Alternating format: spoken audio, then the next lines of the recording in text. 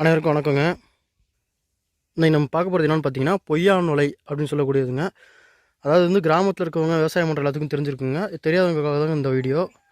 அதாவது பார்த்தீங்கன்னா, ஒரு பொய்யான ஒரு வலை அப்படின்றத வந்துங்க பொய்யான வலைன்னு சொல்கிறதுங்க. நாங்கள் தென்னை மரத்துக்கு வந்து தண்ணி விட்ருக்குங்க. இந்த வானிலை வந்து தென்னை மரத்துக்கு தண்ணி பாய்ஞ்சிருக்குங்க. இது தண்ணி பாய்ஞ்சதுலேருந்து ஒரு 10 அடி தூரத்துக்கு வந்து எந்த ஒரு கனெக்டிவிட்டி இல்லாமலே தனியாக வந்து தண்ணி வந்துட்டுருக்குங்க. அதுதான் வந்து பொய்யா வலைன்னு சொல்லக்கூடியதுங்க.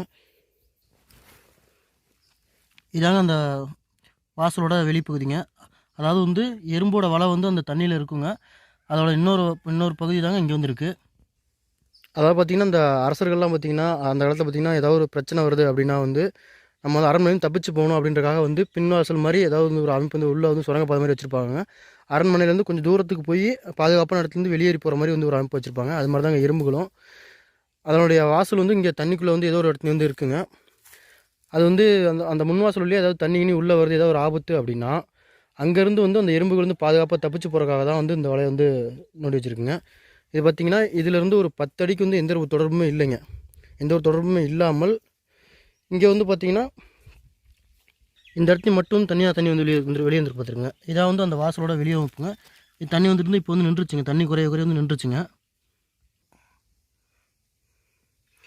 இதுதாங்க வந்து பொய்யா வலை அப்படின்றது சொல்லப்படுதுங்க.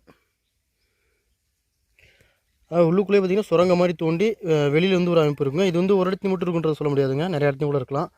இது வந்து 10 அடிக்கு மட்டும் இல்லைங்க. சில சமயம் பார்த்திங்கன்னா 20 அடி 30 அடி கூட வந்து வயலுக்குள்ளே தண்ணி பாய்ச்சிட்டு இருப்போங்க. வயலில் வந்து 20 அடி வயலுக்குள்ளே வந்து தண்ணி பாய்ஞ்சிருக்கும்.